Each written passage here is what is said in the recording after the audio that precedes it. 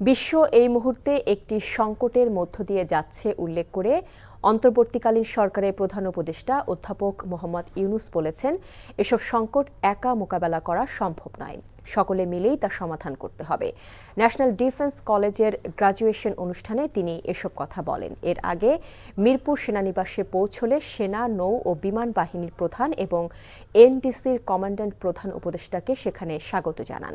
এনডিসির এই ব্যাচ থেকে বাংলাদেশ সেনা, নৌ ও বিমান বাহিনীর কর্নেল ও ব্রিগেডিয়ার সমমর্যাদার কর্মকর্তা, পুলিশের ডিআইজি, বেসামরিক প্রশাসনের যুগ্ম সচিব পদমর্যাদার কর্মকর্তারা ছাড়াও বন্ধুপ্রতিম বেশ কয়েকটি দেশের সশস্ত্র বাহিনীর কর্মকর্তারা এই কোর্স সম্পন্ন করেছেন।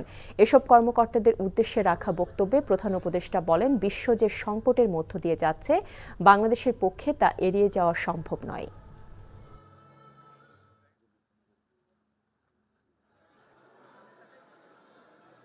Please remember, globally we are at a strategically critical times, and Bangladesh is no exception to that.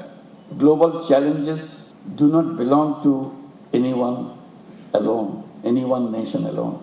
They need multilateral efforts to overcome.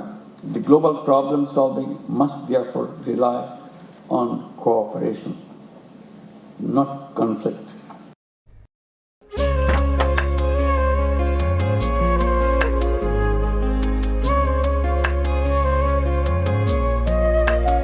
এটা আমাদের ঘর, আমরা দুজন মিলে সবকিছু গোছাবো।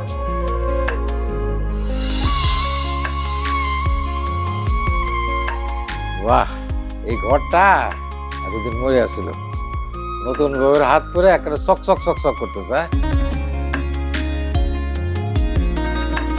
যদি কখনো কোনো ঝড়ে সেসব এলোমেলো করে দেয় তাহলে? আরে তুমি আসছো, তোমার বউয়ের হাতে রান্না খুবই চমৎকার। এলাকাটা ভালো না, একটু সবকিছু চোখে চোখে রাখেন। আমার খাওয়ানিও তোমার কোনো চিন্তা করতে হবে না। এই যে চুড়ি দিয়েছে, শাড়ি দিয়েছে না যে লোক, তার কাছে সরো। পৃথিবীতে মানুষের সম্পর্কের বড় সমস্যা কি জানো?